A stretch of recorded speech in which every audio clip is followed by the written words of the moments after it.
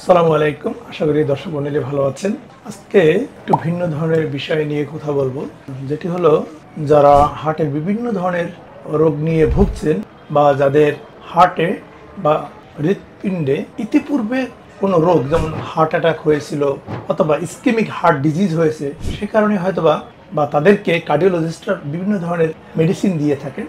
তার মধ্যে অন্যতম একটি মেডিসিন হচ্ছে ব্লাড থিনার, অর্থাৎ ব্লাডকে পাতলা করে রাখে। ইকোস্প্রিন এবং ক্লোপিড গ্রেড অথবা অন্য আরও নামে পাওয়া যায়। সাধারণত এই দুটোকেই দেওয়া হয়, কখনো কখনো একটিকে দেওয়া হয়। এর কারণ হচ্ছে যাতে ধমনীর ভিতর দিয়ে যে ব্লাডটা চলাচল করে সেটি পাতলা থাকে, কখনো হার্টের ভেসেলসের ভিতরে জমাট বাঁধতে না পারে, বা দ্বিতীয়বার যাতে আবার হার্ট অ্যাটাক না হয়। আবার যাদের হার্টের সমস্যার কারণে ইতিপূর্বে হার্টে রিং পরানো হয়েছে অথবা ওপেন হার্ট সার্জারি হয়েছে, তাদেরকেও কিন্তু অনেক মেডিসিনের পাশাপাশি এই ধরনের ব্লাড থিনার দেওয়া হয়। আমাদের অবজারভেশন এরকম, যারা এই ধরনের হার্টের ঔষধ খেতে অভ্যস্ত, তাদের যদি কখনো পেটের উপরিভাগে বা বুকের মাঝখানে বা নিচের দিকে কখনো পেইন হয়, সাধারণত রোগী বা রোগীর পরিবাররা ধারণা করে হয়তোবা আগে যে হার্টের ব্যথা বা অসুখ ছিল সেটি আবারও নতুন করে ডেভেলপ করেছে বা আবারও হার্ট অ্যাটাক হয়েছে। এটা ভাবাও কিন্তু খুবই স্বাভাবিক, যেহেতু তার একটি জানা রোগ আছে, সুতরাং সে ধারণা সেটাই যে করবে এটাই নিয়ম। আজকে আমি যে রোগীর অপারেশন করলাম, ওনার 3 বছর আগে ওপেন হার্ট সার্জারি করা হয়েছে, তারও 2 বছর আগে হার্টে রিং পরানো হয়েছিল। পাশাপাশি ওনার আনকন্ট্রোলড ডায়াবেটিস আছে, ক্রনিক কিডনি ডিজিজ অর্থাৎ কিডনি ফেইল বা কিডনি ফেইলার এবং হাই ব্লাড প্রেশার আছে। 8 দিন আগে উনি AMZ হসপিটালে সিসিউতে ভর্তি হন। কারণ হয়েছে ওনার পেটের উপরিভাগে এবং বুকে ব্যথা উঠে। স্বাভাবিকভাবে ওনারা ধারণা করেছেন যেহেতু রোগীর ইতিপূর্বে হার্টে রিং পরানো ছিল, পরবর্তীতে হার্টের অপারেশন হয়েছে, সুতরাং এটি হয়তোবা হার্টেরই আবার কোনো নূতন রোগ, সে কারণে সিসিউতে ভর্তি করেন।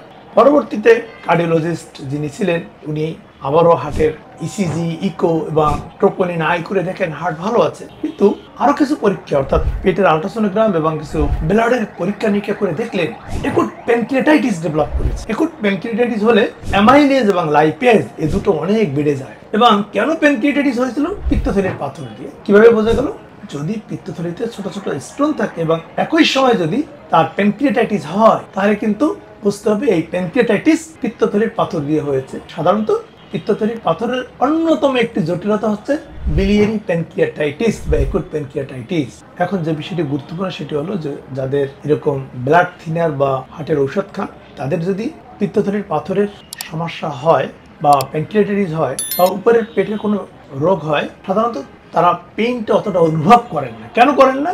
ওই যে ব্লাড থিনার যে অ্যাসপ্রিন যে ঔষধটা খান, সেটি পাশাপাশি কিন্তু এক ধরনের ব্যথানাশকও বটে, হয় কি ব্যথা কমিয়ে রাখে। এজন্য রোগীরা প্রাথমিকভাবে সেটি বুঝতে পারেন না। আর যখন বুঝতে পারেন সেটি অনেক তীব্র মাত্রায় যখন চলে যায় অথবা একুট প্যানক্রিয়াটাইটিস অথবা এ ধরনের একটি জটিলতা যখন চলে যায়, তখন সাধারণত রোগীরা বুঝতে পারেন। তাহলে যে বিষয়টি বলতে চাই, যদি এরকম হার্টের রোগ থাকে এবং সে কারণে যদি আগে হার্টে রিং পরানো থাকে বা ওপেন হার্ট সার্জারি করা থাকে বা অথবা হার্টের রোগের জন্য বিভিন্ন ধরনের মেডিকেশন থাকে, এই অবস্থায় যদি পেটের উপরিভাগে বা বুকে ব্যথা হয়, হতে পারে সেটি হার্টের কোনো নূতন রোগ বা হার্টের আগের রোগটা আবার নূতন করে ডেভেলপ করেছে। তবে মনে রাখতে হবে এই সমস্যা বাদেও কিন্তু পিত্তথলির পাথরের সমস্যা বা পাকস্থলীর কোনো সমস্যা নিয়েও রোগীর এই ধরনের সমস্যা বা উপসর্গ দেখা দিতে পারে।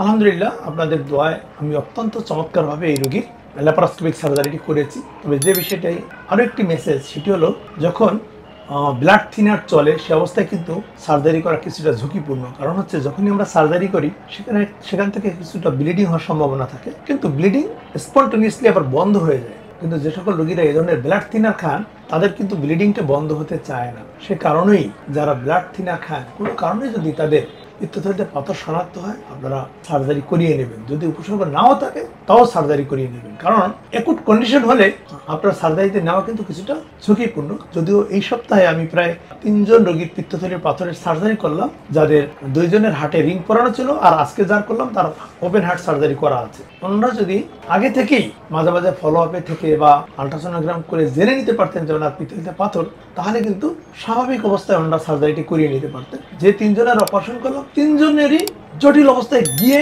পিত্তথলিতে পাথর শনাক্ত হলো, পরবর্তীতে গত সপ্তাহে আমি অপারেশন করলাম, ওনারাও এরকম ভোর রাতে ব্যথা ওঠে, ওনারা মনে করছিলেন যে হার্টের ব্যথা। উনি ইউনাইটেড হসপিটালে দ্রুত সময়ের ভিতরে চলে যান, সেখানে বিভিন্ন পরীক্ষা নিরীক্ষা করে দেখা গেল যে না, এটা পিত্তথলির পাথর। পরে উনি আমার AMZ হেপাটোবিলিয়ারি পেনকিটিক সেন্টারে আসেন, আমি পরীক্ষা নিরীক্ষা করে দেখলাম যে আসলে এটি পিত্তথলির পাথর। আমরা খুব দ্রুত সময়ের ভিতরে সার্জারি করি, করতে গিয়ে দেখি পিত্তথলির ওয়ালটা প্রায় পচে গেছে, যেটাকে বলা হয় গ্যাংগ্রিনাস পলিসিস্টাইটিস। আবার আজকে যার অপারেশন করলাম দেখেন পিত্তথলির পাথর দিয়ে পেনক্রিয়াটাইটিস ডেভেলপ করছে। তার মানে হলো যাদের এই ধরনের হার্টের সমস্যা থাকে তাদের যখন পিত্তথলির পাথরের উপসর্গ হয় সেটি কোনো না কোনো একটা জটিলতা নিয়ে আসে। মেসেজ হচ্ছে জটিলতা না হওয়ার আগেই পিত্তথলিতে পাথর থাকলে সার্জারিটি আপনারা করিয়ে নেবেন। ভালো থাকুন, আল্লাহ হাফেজ।